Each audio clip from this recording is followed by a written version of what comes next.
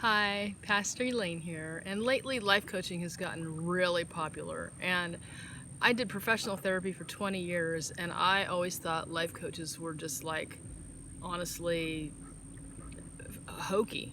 I thought they were people who didn't have any education, didn't have any knowledge, and they were just trying to make a buck, and they were trying to manipulate people in order to make money. And a couple of years ago, I went to my mandatory legal and ethical class that we have to take for the state of California for state licensed therapists. And I remember talking to them, and I waited until the class was almost over, and I went up to the lady who was teaching the class. I said, I'm thinking about becoming a life coach, but I was kind of embarrassed to even say anything in front of my colleagues because I spent 11 years in college, plus multiple years studying for the licensing exam and all the money that it took.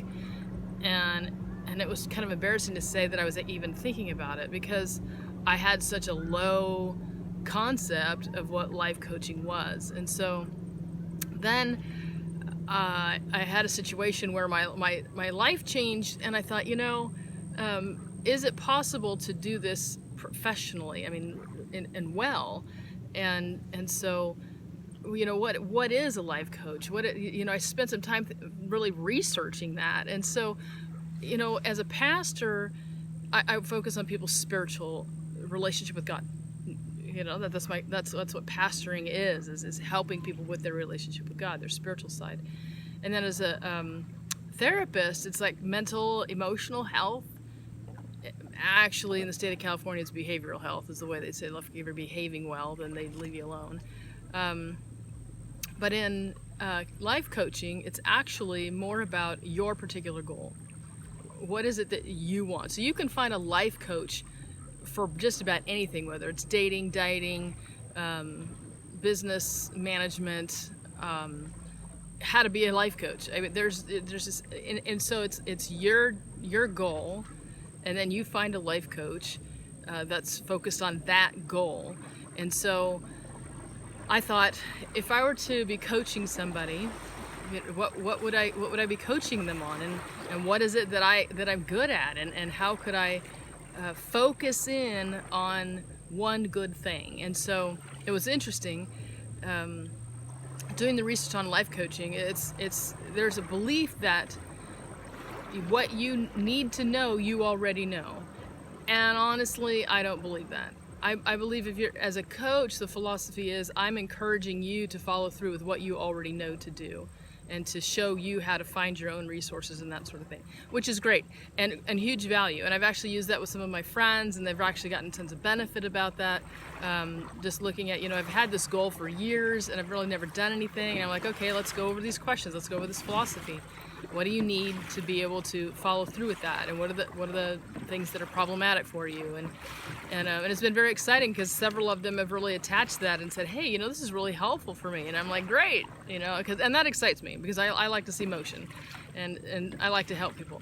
And so, however, you'll find a life coach that's specific about specific things. So, like dating, they'll teach you specific tools on how to be more effective in what you're doing. So there's general life coaches, which is just about your general goals.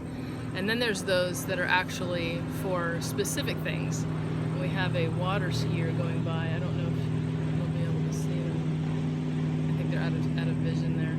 Let me see if I turn it, I'll probably lose you completely.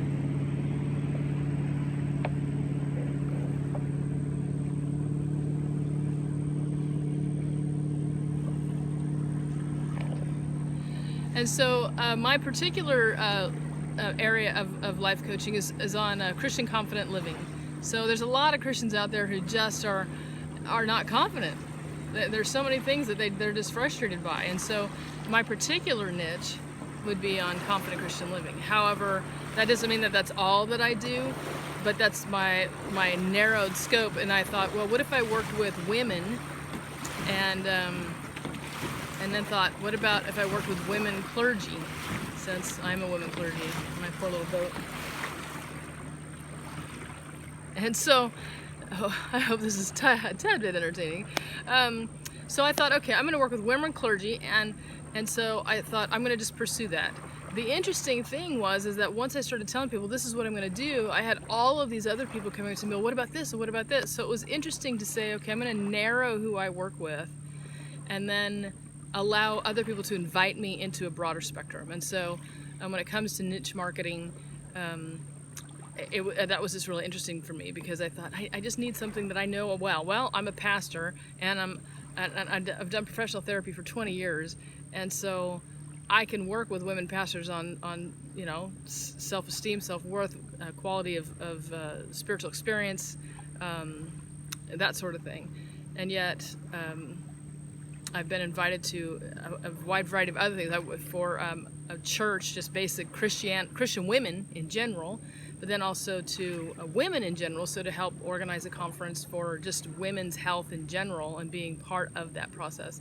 And then also, strangely, I've been drawn continually into the Hispanic community, Spanish speaking, because I did write the Jesus is In book in Spanish, and it's been just something they've craved. And so looking into how do I then go and help them. I've had requests, one from Mexico, one from Southern California, to help them start ministries for Christian mental health. And so hopefully that kind of clarifies it a little bit. It's not this clinical thing that we're going to dig through your past, all that stuff. Sometimes, you know, you may have to go and look at what are the things in your past that are keeping you from your goals. But the main purpose is to say, okay, what is your goal? And let's focus on your goal and encourage you to succeed in what you have planned for your life, as well as what you believe God has called you to. And so many people have these ministries say, I really feel called to this, but I don't even know where to start. And that's so fun for me to work with, because it's like, okay, let's just run with that, and let's be creative, and let's pray about that, and journey towards that. So I hope this is helpful to kind of give you a little bit of clarity between pastoring, therapy, and life coaching. And feel free to email me at pastorelaine@identityabuse.com if you have any questions. I'd be happy to answer them for you. Take care.